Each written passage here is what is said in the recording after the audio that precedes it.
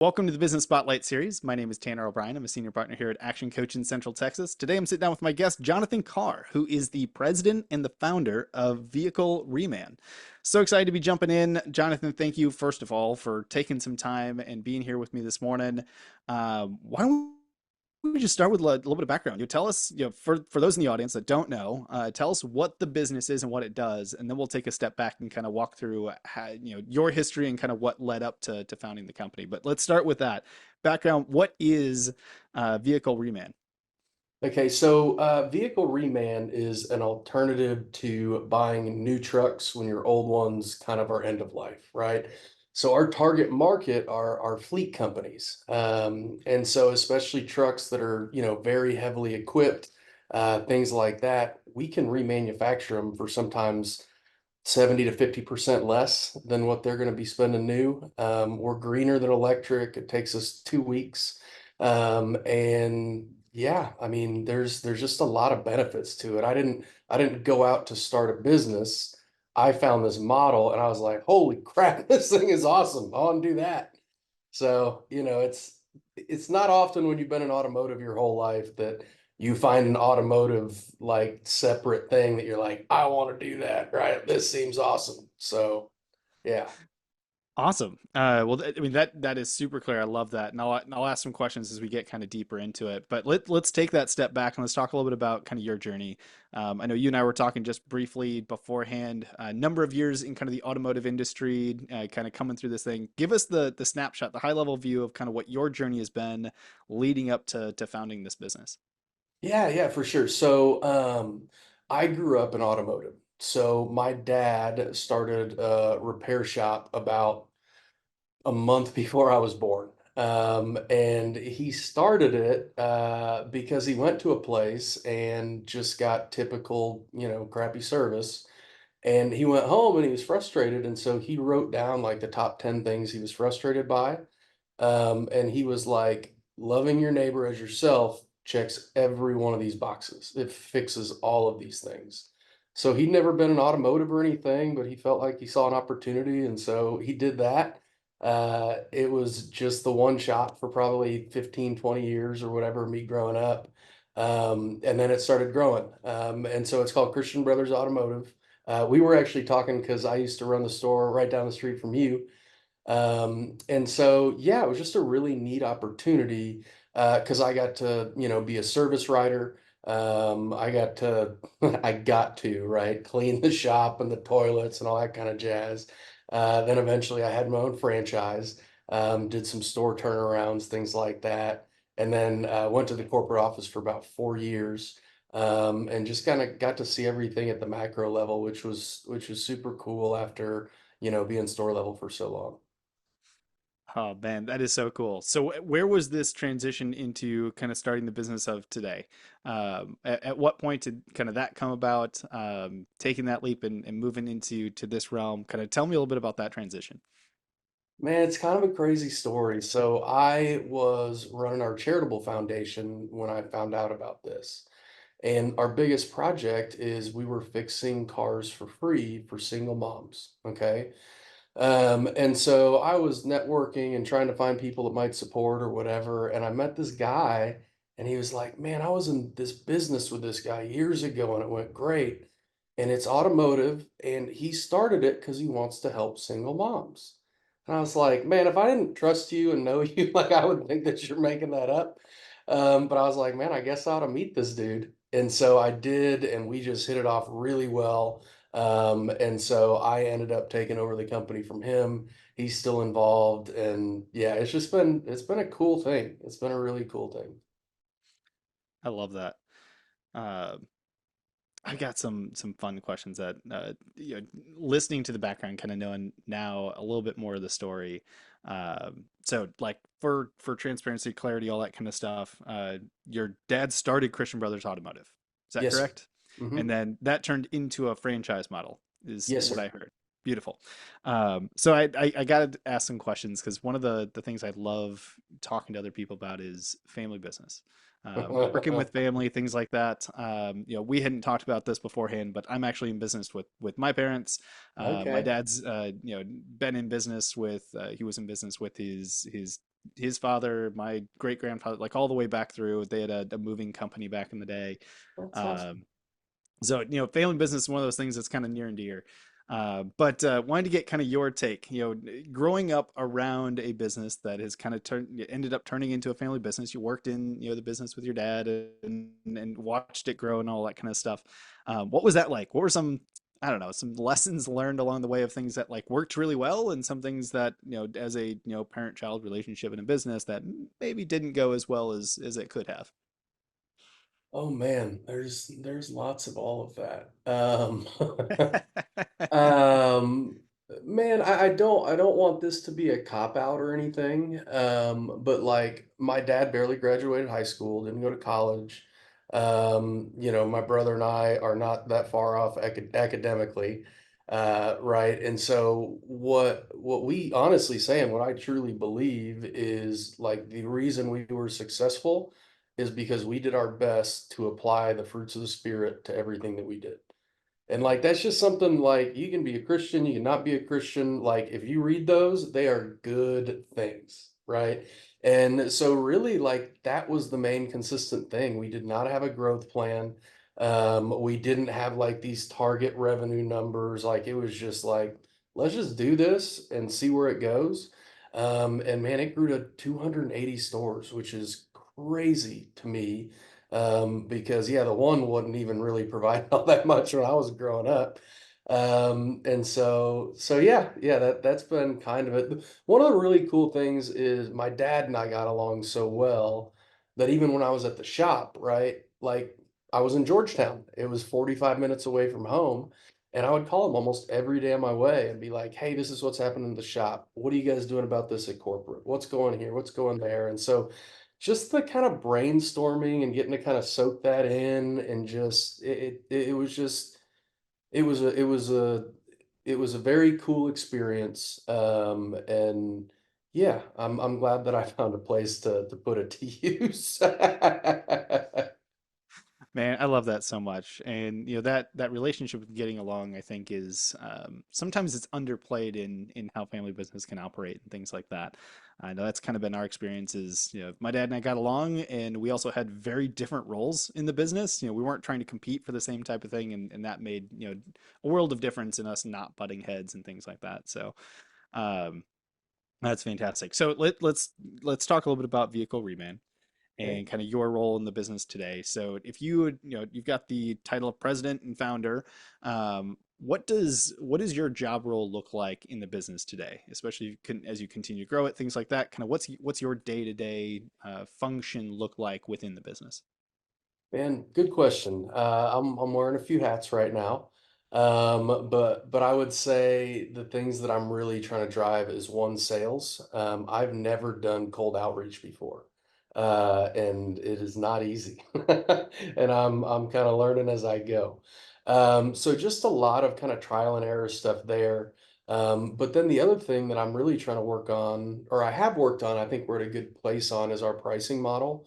It's just a different animal than consumer, right? Than Christian Brothers. And so I was kind of pricing stuff more towards that, like with no intention to be like, I'm going to make all this money off these people. It was just like, that's kind of what I knew.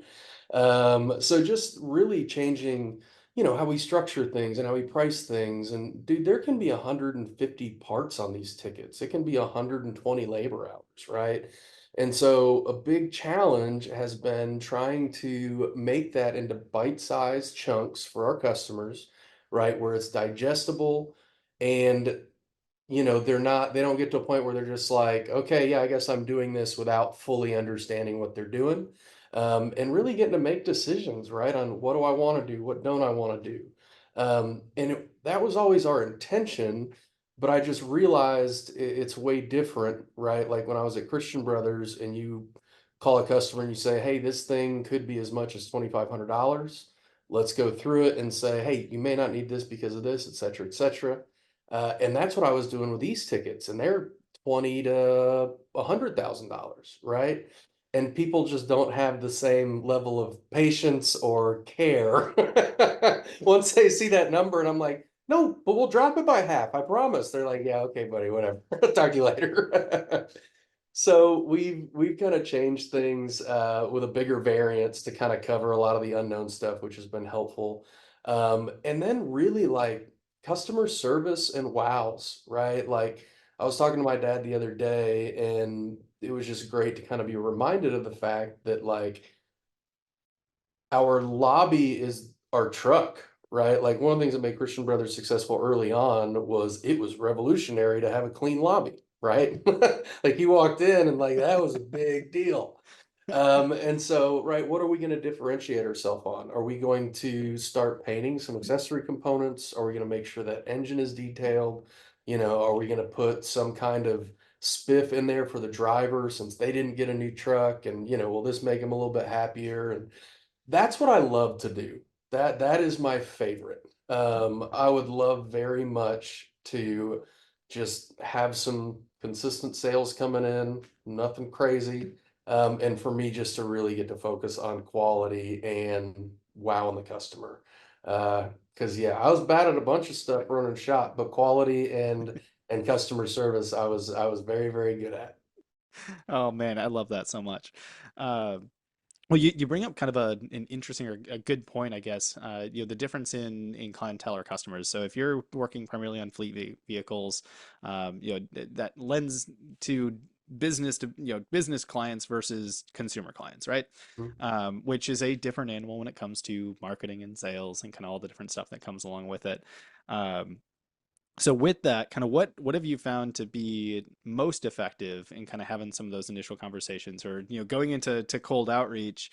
What methodologies kind of have worked best for you? Kind of what have you tried that you're like, I don't know if that's kind of the best fit for us, Oh but gosh, I got lots give of us those. yeah give us some of your experience on what you've experienced in your business. Man, honestly, like the most successful thing I've done so far, and obviously it's so simple, which it always is, and I just started like a week or two ago, was LinkedIn messages. And all I do is say, do you think you would ever consider remanufacturing your fleet? And it's just that question, right? And I think before what I've been saying is like value, value, here's the stuff you should care about, blah, blah, blah, blah, blah. And, you know, I just needed to figure out a way to kind of open it up for them to come in as they please, right?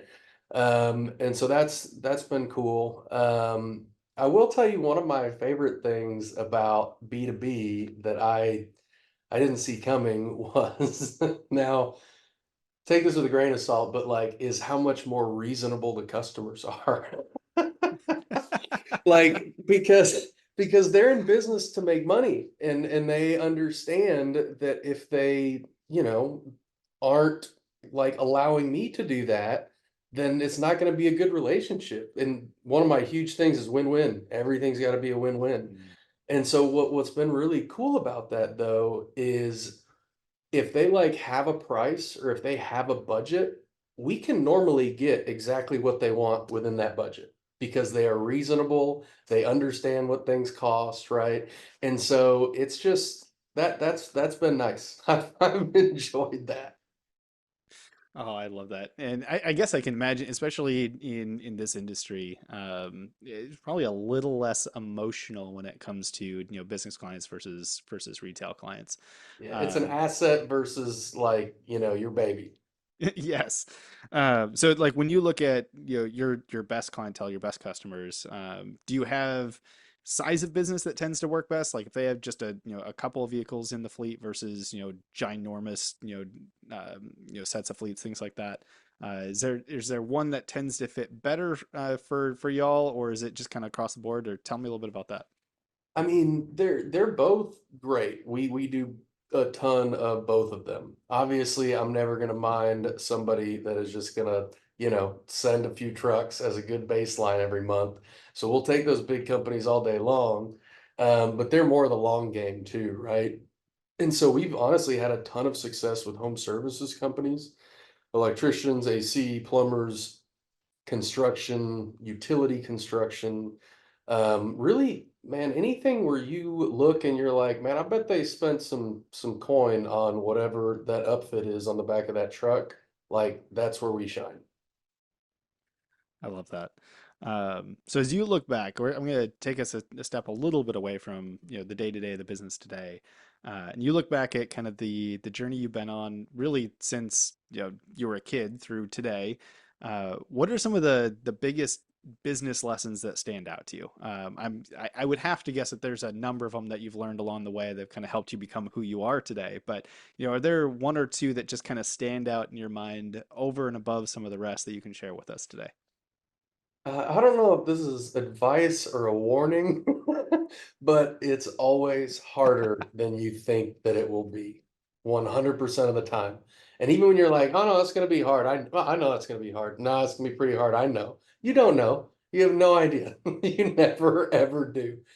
And so but in with that, I think comes I joke that I have a high tolerance for failure, because you just have to take those lessons where it was too hard, where it was harder, and learn and move on. And for somebody like me that wasn't all the greatest at academics, learning from experience is what I have. And so, yeah, that's I have, man, just not giving up. Like, unless you think that something is just off and it is something broken within what you're trying to do, then like keep going. Um, yeah, it's just it's like every 6 months I look back and I'm like, if I would have known now what I knew then, we would be here, right?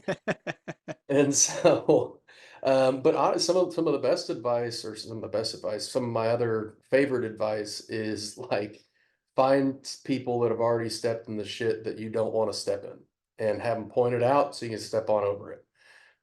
So I'm just a firm believer in finding people that have already made the mistakes, and learning from those, just so I got enough on my own that I'm dealing with. Uh, Oh, that but that yeah. is that is such a big piece. And, in reality, for for those that are looking at, how do I gain lessons from other people, that kind of stuff. Sometimes you still step in it, but at least now you can get it cleaned off and move a little bit faster because somebody's Yeah, been before there, you done walk that all through the before. house with it. Oh man, that's crazy. So, what about the next 3 to 5 years? As you kind of cast the vision for where the business is headed, kind of where your role in the business is potentially going to change as the business grows. What kind of cast the vision for us? Where are things headed in the next 3 to 5 years? Oh, for sure. Thanks, man. So, first step is to get the shop that we have in Gerald running at capacity consistently and efficiently and with the highest of quality control, right? So we are focused here, until we go anywhere else. But really, like at the end of the day, from the model perspective, and not getting ahead of myself, but like really kind of in the future, is franchising. One of the things that I was so excited about, and I kind of mentioned earlier, was I was like, man, this is like Christian Brothers, but easier, right? You got 5 trucks a month instead of 500. Like, you're talking to customers twice for every visit versus 20 times, right? Like, there's just all of these things. And it's such an easier model to franchise, just because of the way that it works and the little differences that it has. They go a long way. Ooh. What are you most excited about when it comes to the franchising side of things? Honestly, man, I'm excited to try out this model that we've been talking about. Okay, so like, you can make commission pretty easy doing what we do, especially if you're in any kind of world with fleets and you're just doing warm introduction type stuff, right? Um, I can't say this is exactly what it would look like, but it'd be something around this, right?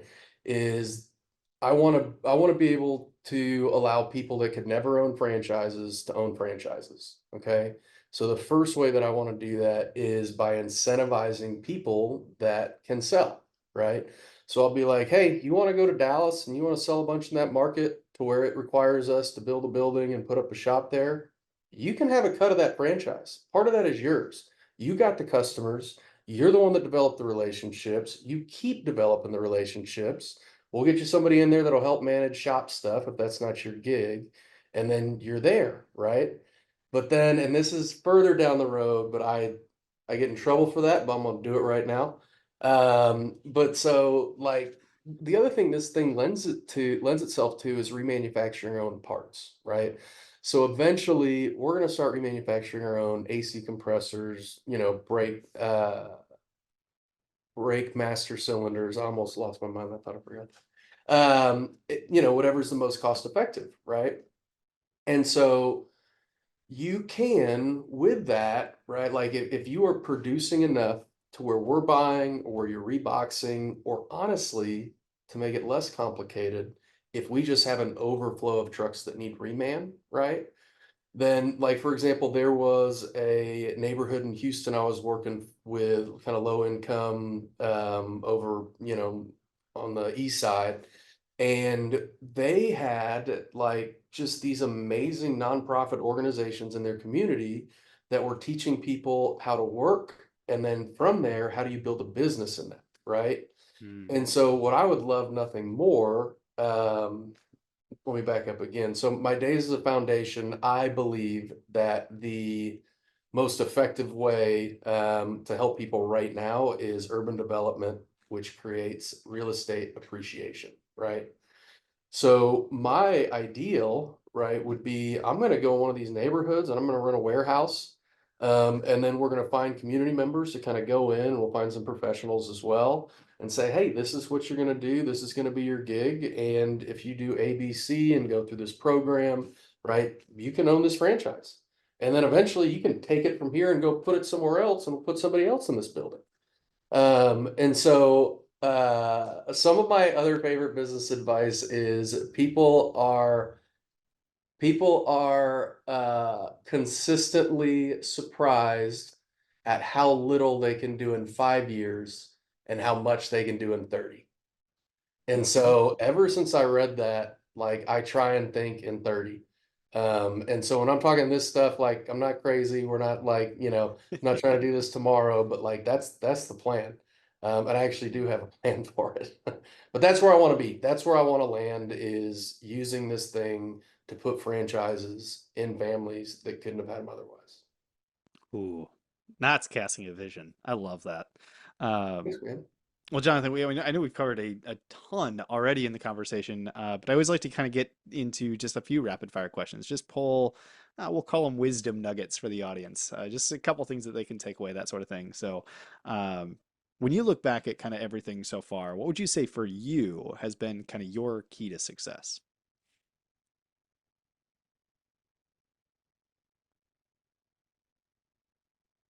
Man, I don't know what your audience is, but like it has been my relationship with God. It has 100% been that. Like I go to bed at night and I'm like, I don't know what I would do if I didn't have this to hold on to. It's freaking terrifying. You want confirmation on what's happening. You want more than you get. But that's the only thing for me that has been consistent. Everything Mm. else has been this: ideas that you think are going to take off don't, opportunities that you think are coming ghost you, right? But like that's really been my only constant. Oof, that's a good answer. How about advice? If you could give just one piece of advice for the audience to leave here with today, what piece of advice would you want to give them?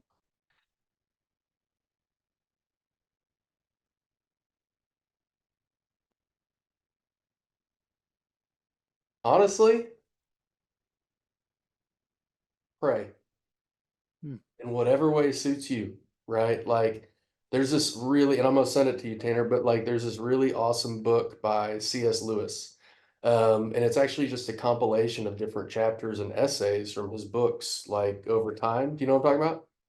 I don't know if I've come across this one. Most people haven't. It's called How to Pray, and I found it in some random bookstore in Florida, and so now I give them away all the time. But that book changed my life more than anything, because it made me realize I don't have to be in any certain kind of way. I don't have to pray in any certain kind of way, right? Like all he wants is my honesty. That's it. And one of the quotes from there that I was like, man, that's cool, right? Like, what a cool God, where he basically said, C.S. Lewis is saying, man, even if you don't want to talk to him, even if you're mad, yell at him and say that I don't want to be this way. And he will honor the fact that you know that your heart is not in the right place. You don't have to get right before you can do that. Like, God's tough. He can handle it. And so, man, I can't tell you how many times I've been like, I am pissed off at you. And I'm like, I know I shouldn't be. But like that's what I'm feeling. I need help to get through it. And so Ooh. yeah, that I mean, I don't know if but that's what I would say. Dang, I love it. And that like basically answers my next question, which is a book recommendation. Outside of that phenomenal book, is there any additional book recommendations you'd want to give to the audience? Yeah,